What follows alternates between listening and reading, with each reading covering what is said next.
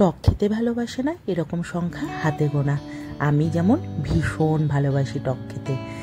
আর আমের সিজন বলে কথা, আমের আচার না বানিয়ে রাখলে হয়? এই তো আর কিছুদিন বাদে আর আম খুঁজলেও পাওয়া যাবে না, তখন ওই আচারই তো ভরসা। প্রত্যেকবারই কম বেশি আচারটা বানায়, কিন্তু কিছুদিন বাদেই আচারটা একটু কেমন হয়ে যায়, তখন সেই ফ্রিজেই স্টোর করতে হয়, তাছাড়াই খারাপ হয়ে যায়। এবারই হঠাৎ করে আমি একটা নতুন প্রসেসের আবিষ্কার করেছি বলতে পারো।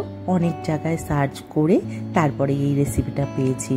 আর যেটা বানিয়ে রাখলে 1.5 থেকে 2 বছর বাইরে রেখেই তোমরা আচারটা স্টোর করতে পারো। ভালো কোয়ালিটির কাঁচা আম কিনে একদম শক্ত হতে হবে, আমগুলো যাতে একটুও নরম না হয়। ভালো করে ধুয়ে নিয়ে খোসা ছাড়িয়ে তারপরে এইরকম মাঝখান থেকে 4টে ফালি করে তার মধ্যে থেকেও আর একটা করে ফালি করবে, তাছাড়া অনেকটা মোটা মোটা হয়ে যায়। তোমরা তোমাদের মতো করেই নিতে পারো। দিয়ে সেটাকে হলুদ আর লবণ দিয়ে ভালো করে ম্যারিনেশন করে, আমি যেহেতু লবণটা দিয়েছিলাম অনেকটা জল বেরিয়েছে, তো আমি সেকেন্ডবার যেটাই করেছি সেটাতে আমি আর লবণ দিইনি, শুধু হলুদ দিয়েই এটাকে মানে ম্যারিনেশন করে রোদে দিয়ে 1 থেকে 2 দিন ধরে আমি এটাকে পুরো শুকিয়ে নিয়েছি, যাতে এর মধ্যে কোনো আর জল না থাকে।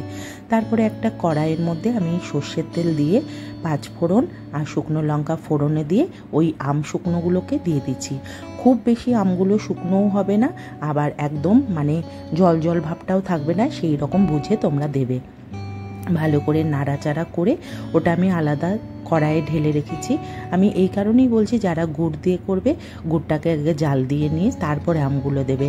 গুড়টাও গলতে গলতে আমগুলো বেশি গলে যাবে, ওই জন্য আমি এবার এই প্রসেসে করছি। গুড়টাকে আগে গলিয়ে নিয়ে তারপরে আমি আমটাকে দিয়েছি, তাতে করে খানিকক্ষণ মানে 40 থেকে 45 মিনিট ফোটালেই পুরো আমাদের আচার রেডি হয়ে যাবে।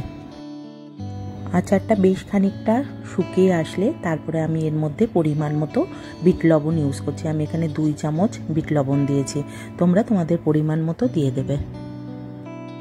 আরও বেশ কিছুক্ষণ নাড়াচাড়া করতে করতে দেখতেই পাচ্ছ গুড়ের কালারটা অনেকটা চেঞ্জ হয়ে এসছে, আর গুড়টাও অনেকটা শুকিয়ে গেছে।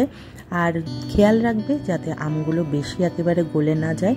আমার আমগুলো একদম পুরো পারফেক্ট রয়েছে, না গলে গেছে না শক্ত রয়েছে, একদম পারফেক্ট আচারের আম এই রকমই অবস্থায়, তার মানে হয়ে গেছে। আর একটুখানি ওয়েট করব। গ্যাসের ফ্লেমটাকে একদম স্লো করে দিয়ে এবার যে জিনিসটা দেব সেটাই আমাদের আচারটাকে ভালোভাবে রাখতে সাহায্য করবে, সেটা হচ্ছে ভিনেগার। আর ভিনেগার যদি ঘরে না থাকে তাহলে সেখানে তোমরা পাতিলেবুর রসও দিয়ে দিতে পারো, তবে পরিমাণটা বুঝে। আমার যেহেতু 1 কিলো আমের ছিল, আমি 2 চামচ ভিনেগার দিয়েছি। আর ভিনেগার না থাকলে তোমাদের 2টো পাতিলেবুর রস করে দিতে হবে। ভিনেগার দিয়ে ভালোভাবে নাড়াচাড়া করে আচারে পুরো মিশিয়ে দিতে হবে। তারপরে একদম গ্যাস অফ করে দিয়ে তারপরে দেব আমরা ভাজা মশলা। ভাজা মশলাটার মধ্যে আমি দিয়েছি শুকনো লঙ্কা, তেজপাতা আর 5 ফোড়ন দিয়ে গুঁড়ো করে আমি মশলাটা রেডি করে রেখেছিলাম। এটা তোমরা একটু দানা দানাও দিতে পারো, আমি একদম মিহিভাবে গুঁড়ো করেছি, সেটাই আমি স্টোর করে রাখি। আর দিয়ে দেবো চিলি ফ্লেক্স, এটা অপশনাল, যারা একটু টক ঝাল আচার খেতে ভালোবাসো তারাই দেবে, আর যারা অত ঝাল পছন্দ করো না তারা এই চিলি ফ্লেক্সটা অ্যাভয়েড করবে।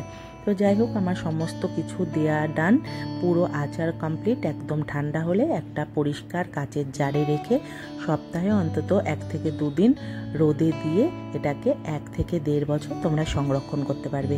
ভীষণ টেস্টি হয়েছিল আচারটা।